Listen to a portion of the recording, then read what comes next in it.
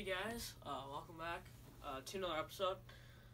Today I'm going to be showing you the rig that I used for one of my later steelhead videos.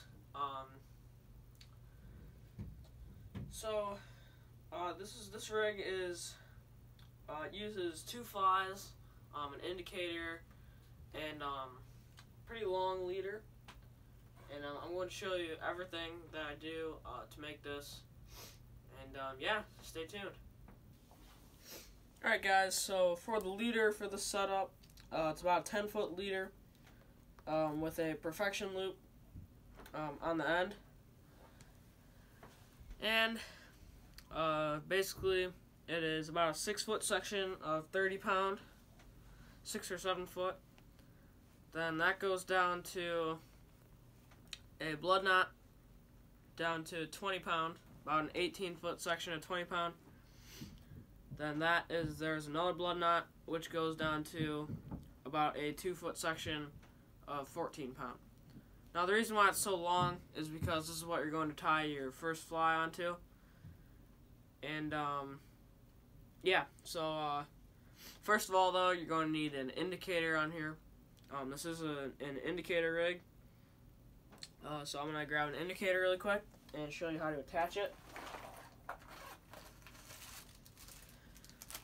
Alright, I've got two indicators here.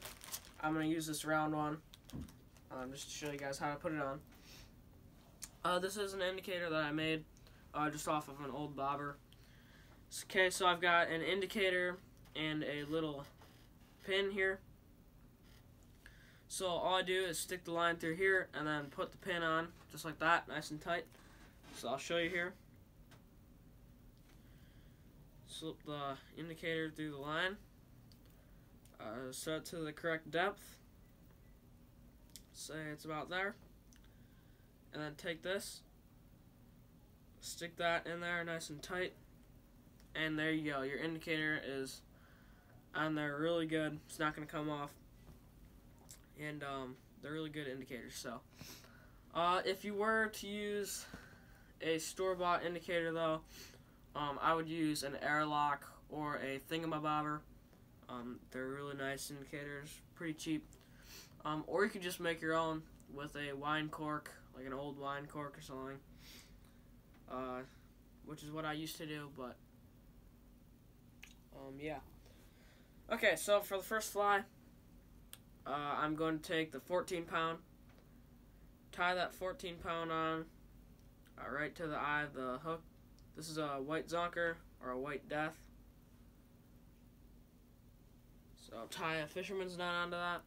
And if you didn't watch the video that I had on this, I have a knot tying video, so you can learn how to tie the fisherman's knot and the blood knot.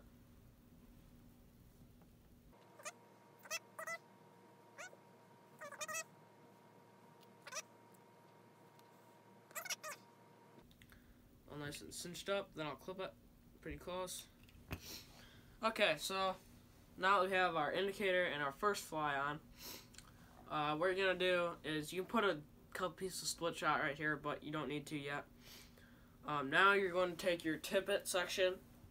I like 10 pound for steelhead, but you can even go down to 6 or 8 pound even. So I'm going to take about, I don't know, maybe 2 or 3 feet of 10 pound tippet. Okay, and I'm just going to tie this to the back hook of this fly. If that sounds, it's not too complicated. It might sound a little bit complicated, but it's not too bad. So what you do is you just loop it up and put it right on the bend of the hook, twist the fly about 7 times, 6, 7, then pinch it up here. Basically what you're doing is just putting a fisherman's knot on the back of this fly.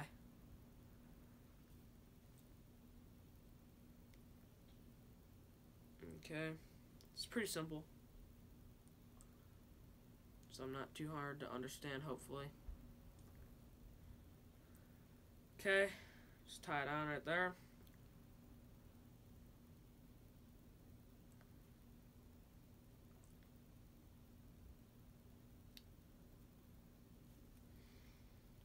just like that. Okay, so now you've got your knot on there. Trim that.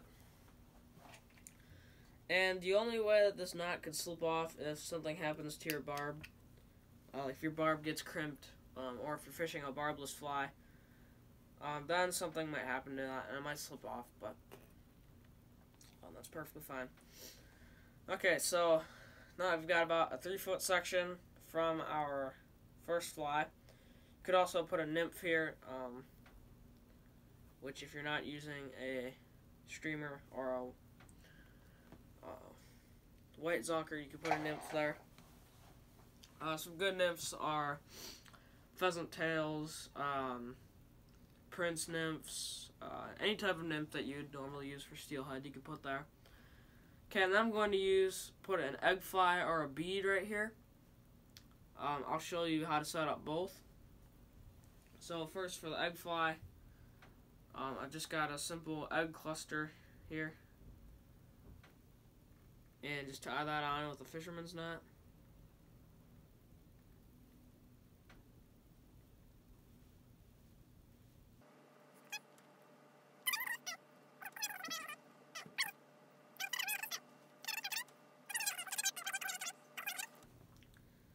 Okay, so here we go.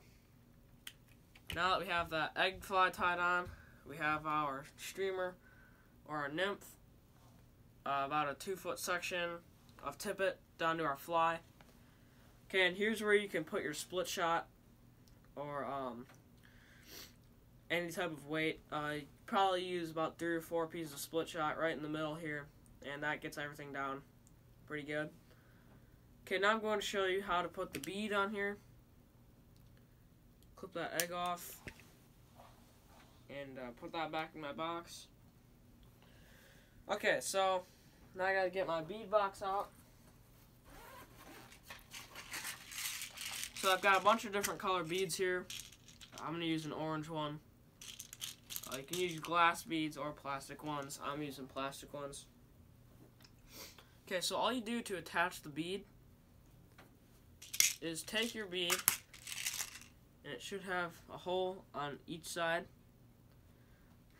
Okay, so then just take the bead, feed the line through it. Feed the line through it once. Okay, and then feed the line back through it again, the other way. Back in through the top. Just like so. And then pull it tight. Should make a nice little loop over that. And what that does is it secures that bead to your line. Okay, so now I've got that bead on there. And I like to tie laser sharp eagle claw hook to this with a fisherman's knot. 1, 2. Okay, super simple setup. It does kind of take a little while to set up, but it works. It's nice and effective.